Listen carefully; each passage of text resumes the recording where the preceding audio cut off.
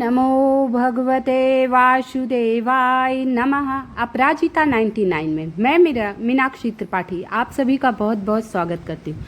आप सभी को सर्वश्रेष्ठ एकादशी निर्जला एकादशी की बहुत बहुत शुभकामनाएं।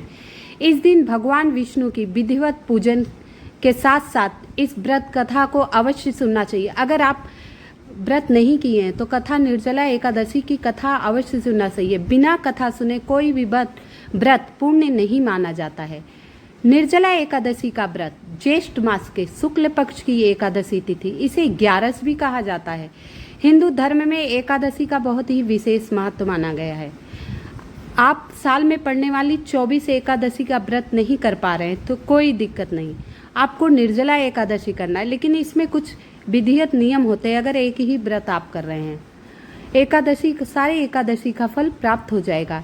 एकादशी में सबसे कठोर एकादशी मानी गई है क्योंकि इसमें जल पीने तक की मनाही होती है। निर्जला एकादशी पर भगवान विष्णु की विधिवत पूजा के साथ दान अवश्य करना चाहिए जो आपका सामर्थ्य हो।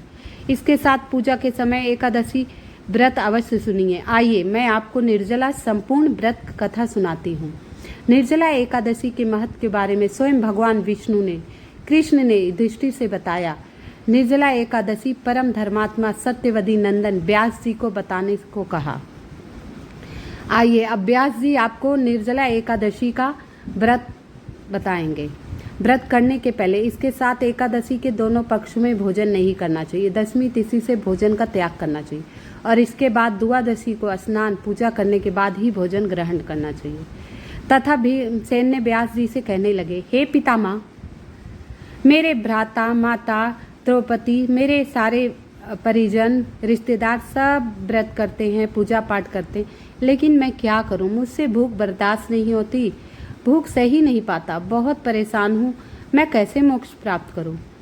मैं भगवान की शक्ति पूजा करने के साथ दान देता हूं, लेकिन बिना भोजन के नहीं रह पाता हूं। इस पर व्यास जी कहते हैं, हे भीमसेन, यदि तुम्हें नरक को बुरा और स्वर्ग को अच्छा समझते हो प्रति माह की दोनों एकादशियों के 2 पक्षों को अन्न मत खाया करो।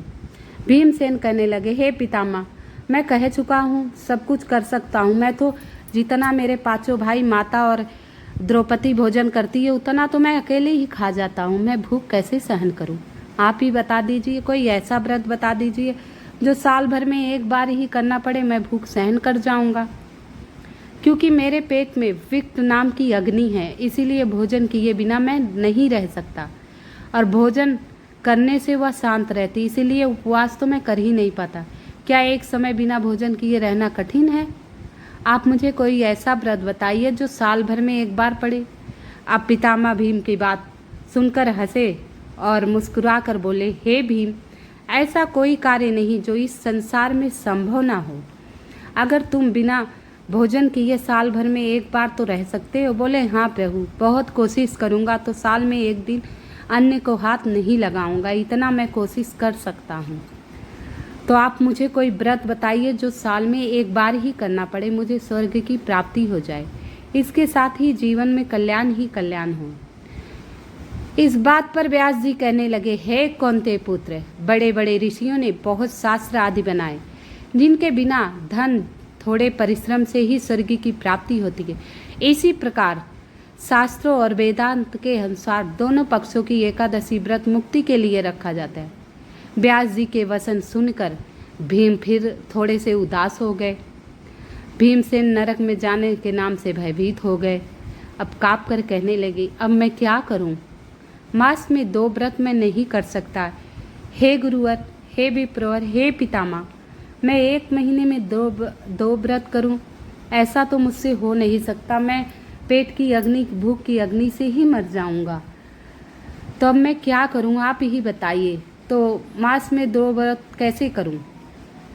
अतः वर्ष में 1 दिन व्रत करने से यदि मेरी मुक्ति हो जाए तो ऐसा कोई व्रत बताइए।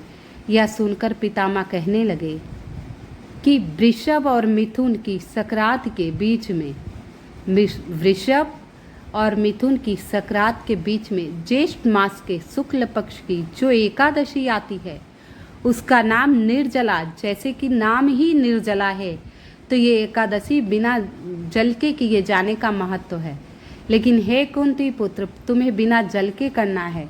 और प्राणी अगर सारी एकादशी कर रहे हैं तो इस दिन फलाहार कर सकते हैं। फलाहार एक समय का नियम होता है, एक समय जल ग्रहण का नियम होता है। अगर तबीयत नहीं ठीक हो, हारी बीमारी में 2 समय आप फलाहार ले सकते, इसमें कोई पाबंदी नहीं है। तो तुम इस एकादशी व्रत को करो। इस एकादशी के व्रत में स्नान आचमन के सिवा जल वर्जित है, मतलब नहाते समय आप जल का उपयोग कर सकते हैं और आचमन के समय, इसके बाद जल को हाथ नहीं लगाया जाता, जैसा कि इसका नाम निर्जला है। आचमन में 6 मासे से अधिक जल नहीं लिया जाता।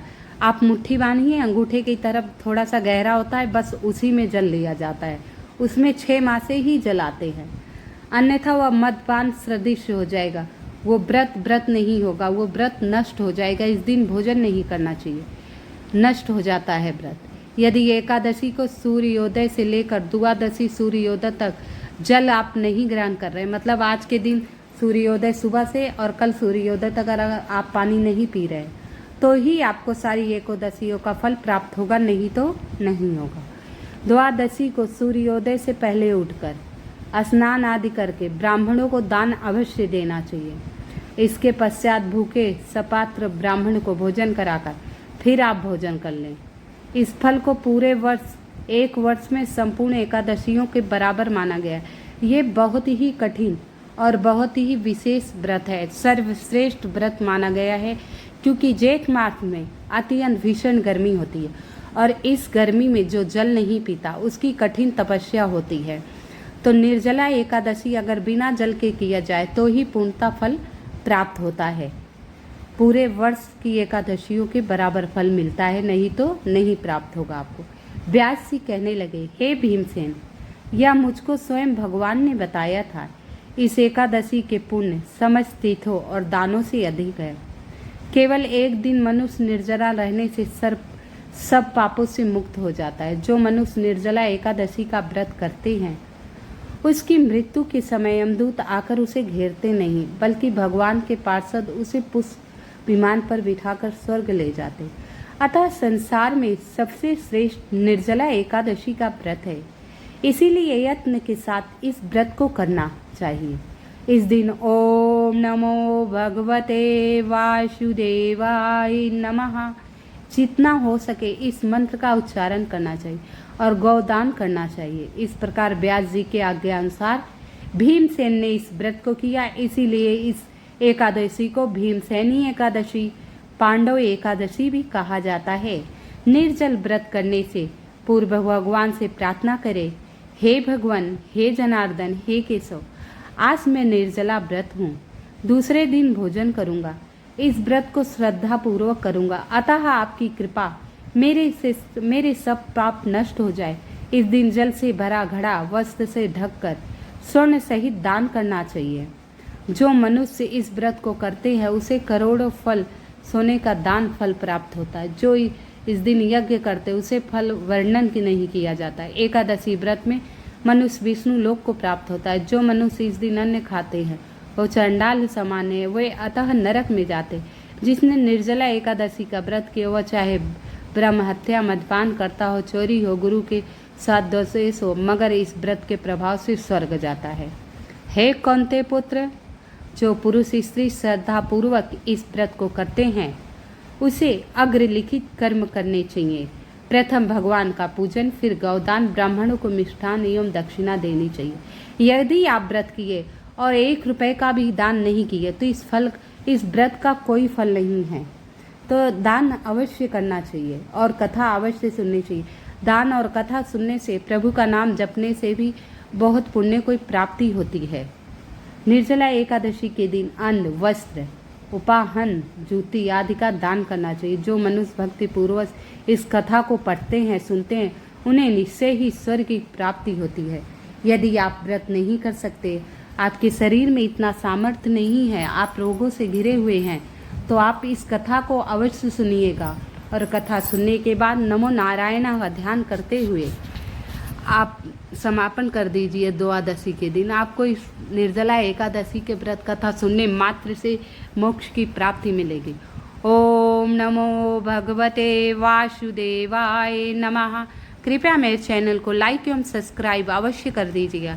प्लीज़ कमेंट में ओम नमो भगवते वासुदेवाय नमः लिख दीजिएगा। यदि आप भगवान कृष्ण के कोई और नाम जानते हैं तो उस नाम से मुझे अग्रहित कराइएगा कमेंट द्वारा। आप सभी को बहुत बहुत धन्यवाद।